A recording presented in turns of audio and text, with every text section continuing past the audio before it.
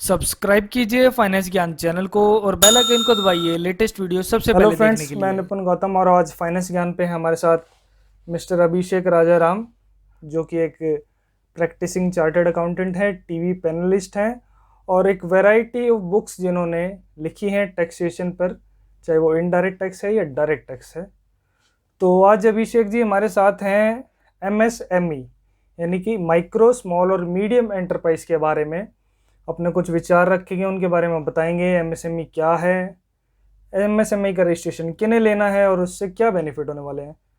तो अभिषेक जी, स्वागत है आपका। धन्यवाद निपुण for this for providing me this opportunity, and especially I wish कि every one of your viewer is happy, safe at his home. जैसा कि आपको पता है कि कोरोना वायरस ने इकॉनमी को तोड़ के रख रखा है, ह्यूमन लाइफ का लॉस भी हो रहा है और लोग कहीं ना कहीं घरों में बंद हैं। तो इकॉनमी को वापस रिवाइव करने के लिए गवर्नमेंट ने 10% ऑफ द जीडीपी मोटा मोटा उन्होंने कहा कि 20 लाख करोड़ के पैकेज का ऐलान प्रधानमंत्री साहब ने खुद किया 12 तारीख को। तो 13, 14, 15, 16 और 17 तारीख को 4 दिन फाइनेंस मिनिस्टर 4 बजे आई और एक दिन 11 बजे लास्ट संडे को 17 तारीख को उन्होंने आकर 5 किस्तों में पूरे पैकेज का ऐलान करा, जी सर। जिसको हम राहत पैकेज बोल रहे हैं। इसमें जो पहले दिन जब ऐलान किया गया तो एमएसएमई में बहुत सारे बेनिफिट्स इन्होंने बताए मंझोले छोटे उद्यमों के लिए। जी सर। अब ये एमएसएमई है क्या? तो ये उद्योग आधार, अब इसके 2 शब्द हैं, उद्योग आधार। जी। तो उद्योग तो हम समझते हैं जी जो कि उद्योग धंधे इंडस्ट्री होती है। हाँ जी। और आधार, अब एक तो आप आधार कार्ड समझते हैं और एक आधार होता है सपोर्ट देना। जी। किसी भी चीज़ को आप सपोर्ट देते हैं तो उसको आधार बोलते हैं। तो ये एमएसएमई को जो बेनिफिट दिए गए थे वो उद्योग आधार के थ्रू दिए गए थे। जी। अब कुछ लोग कहेंगे जी मेरे को ये बेनिफिट क्यों नहीं मिल रहा, या मुझे क्यों नहीं मिल रहा, या इसको मिल रहा है मुझे नहीं मिल रहा। तो जी बेनिफिट तभी होता है जब कुछ लोगों को मिले। अगर कोई चीज़ सबको अवेलेबल है फिर वो बेनिफिट थोड़ी है।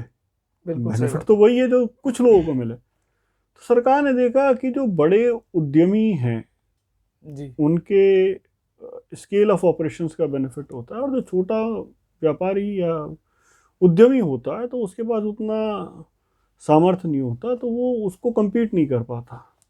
तो उसको सरकार ने, हाँ, छोटे व्यापारी को सर वैसे भी एक सर्वाइवल का दिक्कत रहती है, और अभी जब हमारी इकोनॉमी डाउन पे तो और ज़्यादा। जी जी जी। तो ये जैसे हम समझते हैं उद्योग आधार, तो ये उद्योगों के लिए था, इंडस्ट्री के लिए था। तो बाद में इसमें सर्विस सेक्टर भी जोड़ा गया जी, लेकिन इसमें ट्रेडिंग सेक्टर नहीं है।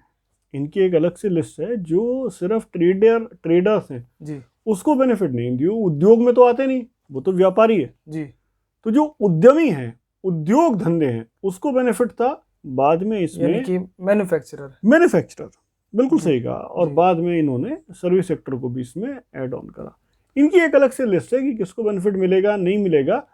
तो सबसे बड़ा जो काम इन्होंने यहाँ पर आकर 13 तारीख को फाइनेंस मिनिस्टर ने अनाउंस करा, हाँ जी, कि हम इसकी डेफिनेशन बदल रहे हैं। डेफिनेशन बदलने कर इसको एनहेंस कर दिया। और कई बार होता ये था कि व्यापारी एक मतलब उद्यमी एक लेवल पर पहुंचा है जी, और वो कॉर्पोरेट अपने आप को बढ़ाना नहीं चाहता, कहता है जी मैं और नहीं बढ़ाऊंगा वरना मुझे बेनिफिट्स कम हो जाएंगे। तो एमएसएमई को कई बेनिफिट्स थे, हैं अभी भी, कि कम रेट पर इंटरेस्ट पे लोन मिल जाता है, या कहीं कहीं स्टेट गवर्नमेंट को सब्सिडी देती हैं, या कहीं पर टेंडर्स में ये होता है कि सिर्फ एमएसएमई वाला ही अप्लाई कर सकता है, या कंपनीज को रिपोर्ट करना होता है कि एमएसएमई के पैसे आपको इतने दिन में पेमेंट करने हैं, नहीं करना तो रिपोर्ट करना होता है कि 45 डेज में आपको पेमेंट करना है। तो ये जो अलग अलग बेनिफिट हैं कि भाई छोटे आदमी को कोई परेशान ना करे, छोटे उद्यमी को कोई परेशान ना करे, तो ये बेनिफिट्स दिए गए हैं। तो सबसे बड़ा जो काम यहाँ पर हुआ, हाँ जी, तो ये 3 सेक्टर में आता है। एमएसएमई, ई तो लास्ट का एंटरप्राइज, तो माइक्रो स्मॉल एंड मीडियम। तो इसका मतलब क्या है माइक्रो का? माइक्रो का मतलब अभी तक ये था मैन्युफैक्चरिंग सेक्टर में, हाँ जी, जिसका इन्वेस्टमेंट अब तक 25 लाख है, जी। जो कि ये 15 तारीख से बदल गया है। अब समझिए 25 लाख है। हाँ जी। सर्विस सेक्टर में 10 लाख तक का इन्वेस्टमेंट है। माइक्रो में। हाँ, माइक्रो में। ठीक है जी। स्मॉल में 5 करोड़ तक का। ठीक है। और सर्विस सेक्टर में 2 करोड़ तक का। ठीक है सर। मीडियम में 10 करोड़। ओके। और सर्विस सेक्टर में 5 करोड़। जी सर। जिसको कि अब बढ़ाकर दोनों को कॉमन कर दिया गया। हाँ जी। तो माइक्रो में इन्वेस्टमेंट अब तक 1 करोड़ रुपए से कम। हाँ जी। और टर्नओवर अब यहाँ पर 5 करोड़ तक पहुंच गया। स्मॉल का मतलब है 10 करोड़ तक का इन्वेस्टमेंट, जी। 50 करोड़ तक का टर्नओवर, जी। और मीडियम के लिए 20 करोड़ तक का इन्वेस्टमेंट और 100 करोड़ का टर्नओवर। यानी कि इन तीनों कैटेगरी का दायरा बढ़ा दिया सर। बढ़ा दिया कि भाई आप जो काम थोड़ा करो। सा एक माइनर लेवल पर और बड़े जी। मैन्युफैक्चरर हैं वो भी इसका MSME का बेनिफिट फायदा ले ले सके, पाए। बेनिफिट ले सके। जी। अब गवर्नमेंट ने इसमें क्या कहा है हाँ जी। कि जो भी परेशान है इस सेक्टर को 3 लाख करोड़ का collateral free loan amount allocate हुआ है। जी। कोलेटरल फ्री का मतलब कि भैया कोई आज बैंक के पास जाता है लोन लेने, तो बैंक हाँ जी। उससे कहता है जी अपनी जो संपत्ति है कोई ना कोई मॉर्गेज कीजिए या कोलेटरल में सिक्योरिटी दीजिए, सिक्योरिटी दीजिए। तो हाँ जी। उन्होंने कहा साहब इसमें सिक्योरिटी की जरूरत नहीं है, हाँ जी। आप इन्हें लोन दे दीजिए। जी। इसका बेनिफिट क्या है कि आप आसानी से आपको लोन मिल जाएगा। मान लीजिए आपके पास प्रोसेस कुछ सिक्योरिटी नहीं है तो फास्ट होगा, थोड़ा फास्ट भी होगा। सरकार ऐसा क्यों कर रही है? हम एक तरफ देखते हैं कि भाई लोन लेकर लोग भाग रहे हैं, बिल्कुल इन्हें लोन बिल्कुल क्यों सही दे बात रहे है। हैं? हाँ जी। तो इसको समझिए कि लोन सिर्फ 2 जगह डूबता है। ओके। या तो बहुत छोटा आदमी है जी। कि भैया उसका बिजनेस बर्बाद हो गया, या उसने कोई बहुत छोटा 10,000 20,000 50,000 का लोन ले रखा है, संपत्ति कुछ नहीं है, खत्म हो गई, तो वो पैसे कहाँ से देगा? उसके पास है ही नहीं। है ही नहीं। जी। या एक बहुत बड़ा आदमी, पैसे नुकसान हो गया, व्यापार में जी। उभर ही नहीं सकता, तो वो कहता है जी मैं भारत छोड़ के चला जाता हूँ। जी। कुछ लोगों के नाम जी छोड़ जानते दीजिए, हैं सब। सब जानते हैं। तो नामों से क्या लें? एक तबका ऐसा है जिसके पास है नहीं, एक के पास है, फिर भी ले नहीं पाएगी सरकार, रिकवर नहीं कर पाएगी क्योंकि वो लिटिगेशन का मसला हो जाता हाँ है। जी। लेकिन जो मीडियम ये उद्यमी हैं, ये हाँ कौन जी। लोग हैं? ये वो इंडिया की मिडिल क्लास है जी। जो लोन लेती है। 10 लाख 20 लाख का लोन ले लिया तो जी। ये पर्सनल लोन समझती है, जी। और इसकी किस्तें टाइम पर देती है, या बिल्कुल। छोटा मोटा पेनल्टी पड़ गई तो पेनल्टी देकर टाइम पर देती है। बिल्कुल। तो इसका रीजन ये होता है कि वो ये समझता है कि मैंने पर्सनली लोन लिया, मेरे बिजनेस से लोन नहीं लिया, जी। मैंने खुद लोन लिया है और मेरी जिम्मेदारी बनती है। मिडिल क्लास इंडिया की आज भी ऑनेस्ट है। आप देखिए जी। जब आप बैंक ऑडिट करते हैं तो इनका एनपीए बहुत ही कम होता है, और रेयर चांस में होता है। क्लास को सर बैंक भी छोड़ता नहीं है। नहीं छोड़ता क्या नहीं, वो खुद ही नहीं बैंक करता। रिकवर कर लेगा। नहीं वो खुद ही नहीं करना चाहता जी अपनी। जी। नहीं, अगर आदमी अड़ जाए कि नहीं देना, तो फिर तो जो रास्ते बड़े आदमी के पास है वो इनके पास भी हैं। बिल्कुल बिल्कुल। लेकिन वो इज्जत समझता है कि अगर मान लीजिए कोई मुझसे पैसे मांग ले सड़क पर जी। तो मेरी इज्जत खराब हो गई, तो वो मिडिल क्लास उस तरह के व्यूशन से चलता है ना कि भाई पैसे मुझे देने। और दूसरा उसे एक डर ये भी होता है कि मान लो मैं पैसे नहीं लौटा पाए तो मेरी सिविल भी खराब हो जाएगी। जी। सिविल खराब होगी तो आगे चल के और लोन नहीं मिलेगा। बिल्कुल सही। तो ये भी एक विषय रहता है। लेकिन उसको अगर हटा भी दिया जाए तो भी सबसे बड़ी बात है कि ये लोन डूबते नहीं है, इसीलिए बैंक को इन्हें देने में कोई दिक्कत नहीं है। बिल्कुल। तो परसेंटेज बहुत कम है। फिर इसमें इन्होंने कहा कि हम इसके हिस्से बना देंगे। जी। कुछ हिस्सा ऐसा होगा कि जिसको पुराने जिनके लोन है एनपी होने वाले, उनके लिए भी कुछ परसेंटेज रखी गई है कि जो पुराना लोन था मार्च को था आउटस्टैंडिंग, उसका 20% और दे दो। इस लोन की एक खास बात और होगी कि इसको 4 साल में वापस करना है, लेकिन पहले 1 साल में आपको सिर्फ ब्याज का पेमेंट करना है, अगले 3 सालों में ब्याज और प्रिंसिपल दोनों का पेमेंट करना है। तो 4 साल के लिए लोन मिलेगा जी। 4 साल के लिए मिलेगा। 4 साल के लिए मिलेगा और मिलना शुरू हो गया है बैंक से। और आप अप्लाई कीजिए अगर आप एमएसएमई की डेफिनेशन में आते हैं या रजिस्ट्रेशन हम पूरा करते हैं तो हमें लोन। हाँ देखिए, सबसे बड़ी बात है कि इसमें अगर नहीं हो रखा तो आप रजिस्ट्रेशन कर लीजिए। हाँ जी। और रजिस्ट्रेशन करने की कोई गवर्नमेंट की फीस नहीं है जी, लेकिन प्रोफेशनल को तो थोड़े पैसे देने पड़ेंगे जी। वो तो हर प्रोफेशनल का सर काम करने का उसका जो भी है चार्ज जी। बिल्कुल बिल्कुल। तो सर उद्योग आधार को ही मेरे हिसाब से पहले एमएसएमई रजिस्ट्रेशन बोलते थे। ये दोनों एक ही चीज है। एक ही चीज है। अभी हम एमएसएमई रजिस्ट्रेशन की जगह उद्योग आधार बोले तो ज़्यादा बेहतर है, हाँ क्योंकि उद्योग आधार ही नाम से वेबसाइट है सरकारी, हाँ वो जिस सरकारी पर website रजिस्ट्रेशन है होता और है। लाखों कंपनीज रजिस्टर्ड हैं। जी। इनफैक्ट इन्होंने इस बार ये भी कहा है कि 200 करोड़ तक का जो कोई सामान खरीदेंगे हाँ जी। तो ग्लोबल टेंडर होता था। जी। तो ग्लोबल टेंडर में क्या है कि आप भी compete कर रहे हैं और फॉरेन की भी कोई कंपनी compete कर रही है, हाँ जी। तो स्केल ऑफ ऑपरेशन कुछ इस तरह के हो जाते थे कि शायद ये compete ना कर पाए, उतना सस्ता ना दे पाए। तो गवर्नमेंट ने ये कहा कि साहब अब हम क्या करेंगे, 200 करोड़ तक का हाँ जी। जो टेंडर निकलेगा वो ग्लोबल टेंडर नहीं होगा। तो ग्लोबल टेंडर नहीं होगा तो क्या होगा, डोमेस्टिक रहेगा। एमएसएमई उसमें पार्टिसिपेट कर पाएंगे। तो ठीक। मान लीजिए जितने भी एमएसएमई है, जो भी टेंडर निकलेगा वो किसी ना किसी एमएसएमई को तो मिलेगा। तो डोमेस्टिक कंपनीज की सेफगार्ड तो बहुत अच्छी हो गई। बिल्कुल बिल्कुल सही बात तो है। बिजनेस इंडिया का इंडिया में ही रहा। एक कंपटीशन सिर्फ इंडियन एंटरप्राइज इंटर एंटरप्राइज का वो छोटी का रह गया, बड़ी का भी नहीं है। करेगा। तो जी। मान लीजिए कोई कंपटीशन ऐसा है, हाँ जी। फॉर एग्जांपल मान लीजिए गवर्नमेंट का कोई होटल है जी। और या पीएसयू का कोई होटल है बिल्कुल। और उसके लिए उन्हें साबुन खरीदना है, हाँ जी। तो हिंदुस्तान यूनिलीवर उसमें पार्टिसिपेट नहीं कर पाएगी। यानी कि जो एमएसएमई टेंडर को ले पाएगा। हाँ वही ले पाएंगे और हाँ। इसीलिए आपकी ग्रोथ भी हो जाएगी। जी। तो ग्रोथ, देखिए प्राइम मिनिस्टर साहब का जो विजन है वो है लोकल के लिए वोकल बने जी। और लोकल को ही ग्लोबल बनाए। तो ग्लोबल बनाने का मतलब ये नहीं कि कल को हमें BMW छोड़ दें हाँ जी। या राडो की घड़ी पहनना छोड़ दें। जी। नहीं, उनका ये मतलब नहीं था। जी। उनका मतलब था कि महिंद्रा की या टाटा की जो गाड़ी है उसको ऐसा बनाएं कि दुनिया भर में वो चले, यानी कि हम अपने लोकल ब्रांड को ही प्रमोट ऊपर करें, लाएं, ग्लोबल करें। ग्लोबल करें। और आप देखिए अभी भी डीमोनेटाइजेशन जब हुआ तब बहुत लोगों के पास रेडीली कैश अवेलेबल नहीं था, बैंक में स्टकअप हो गए थे। तो आपको सामान किसने दिया, अपने लोकल दुकानदार ने दिया। बिल्कुल सही बात है। अभी भी जब सडन लॉकडाउन हुआ तो आपका कोई ई कॉमर्स की वेबसाइट तो बचाने आपको आई नहीं। सही बात है जी। तो जो आपने सामान लिया वो कहाँ से लिया, लोकल से लिया। लोकल से लिया जी।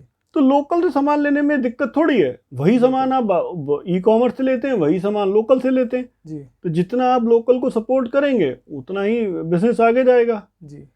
और जहाँ तक डिस्काउंट्स वगैरह की बात है, लोकल वाले को भी बोल दो, घर जाके डिलीवरी दे देते हैं, डिस्काउंट सेम वेम मिल जाते हैं, इतना कोई बहुत लंबा चौड़ा फर्क होता नहीं है। थोड़ा बहुत बियर भी करना चाहिए सर, अगर हम डोमेस्टिक को अगर ऊपर लाना चाह रहे हैं तो। ठीक है, कोई बड़ा आइटम है तो आप डिस्काउंट की तरफ जाइए, रूटीन के खर्चे हैं तो लोकल से भी काम कर सकते हैं। जी। कल को डिमोनेटाइजेशन या कोई समस्या खड़ी हो जाए तो जी। अमेजोन या फ्लिपकार्ट तो आपको बचाने आएंगे नहीं। बिल्कुल बिल्कुल। लोकल का आदमी कुछ सपोर्ट तो कर देगा। जी। So that's the way things go on.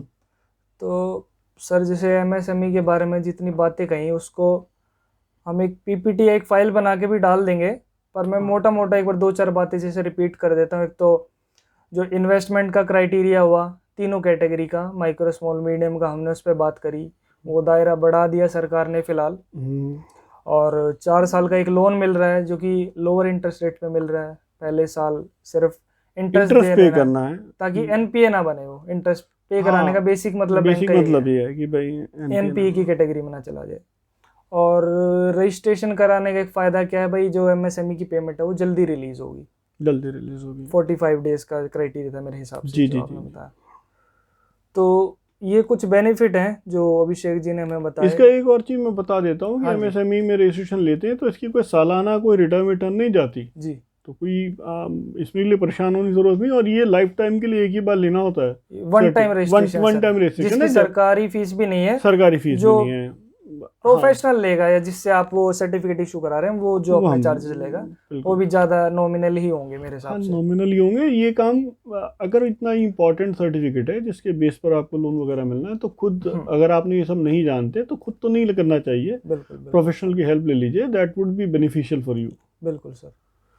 तो मैं सर यही कहूँगा व्यूवर से या जो भी हमें देख रहा है कि भाई अगर आप एक मैन्युफैक्चरर हैं या सर्विस प्रोवाइडर हैं, क्योंकि ट्रेडर के लिए तो एमएसएमई है नहीं, और नीचे लिमिट्स लिखी है वीडियो में हमने बताई भी, अगर आप इसके अंदर आते हैं तो अपना रजिस्ट्रेशन कराइए, कोई फीस नहीं है, बेनिफिट ही बेनिफिट है, नेगेटिव कोई इम्पैक्ट है नहीं इसका, नेगेटिव कोई। तो इन केस अगर आप अपना रजिस्ट्रेशन ले सकते हैं तो जो भी आपके नियर बाय प्रोफेशनल है, आपका नोन है, उससे लीजिए। और अगर इन केस आप चाहते हैं हम आपकी हेल्प करें चाहे वो रजिस्ट्रेशन लेने में या आपकी कोई भी क्वेरी है कि भाई मैं एमएसएमई में आ रहा हूँ या नहीं आ रहा, या मेरा पहले एमएसएमई था, मैं पहले भी लोन था, अब कैसे मुझे क्या मिलना चाहिए, क्या प्रोसेस मैं बैंक में जाके करूँ जिससे मुझे एक नया लोन अलॉट हो या मेरा पुराना लोन रिवाइव हो, तो उसके बारे में आप नीचे कमेंट में पूछ सकते हैं, या ईमेल आईडी भी हम इसके नीचे प्रोवाइड करेंगे, आप अपने क्वेश्चन मेल कर सकते हैं। तो सर एक बेसिक सा हमने 5-7 मिनट डिस्कस करा है, रजिस्ट्रेशन है, लिमिट है, क्यों लें इसके बारे में बताया। तो सर इसके अलावा कुछ छोटा मोटा पॉइंट है तो आप रख सकते हैं। आई थिंक मोटा मोटा ये देखो क्या है ना, किसी भी चीज़ की ना इन डेप्थ जाना है तो फिर तो बहुत सारी चीज़ें होती हैं। इन डेप्थ तो ऐसा है सर, अभी जैसे वीडियो में क्वेरीज आती हैं, क्वेरी आती तो है, फिर उस हिसाब से फिर हम आंसर कर देंगे, बट हाँ जी। कोशिश ये करनी चाहिए कि बेसिक समझा दिया जाए जी उसके बाद तो गूगल बाबा जिंदाबाद। जी जी क्वेरीज हैं तो आप हो ही निपुण जी, बिल्कुल। निपुण जी हैं, क्वेश्चन पूछिए, Nipun ji would be best guy to answer it.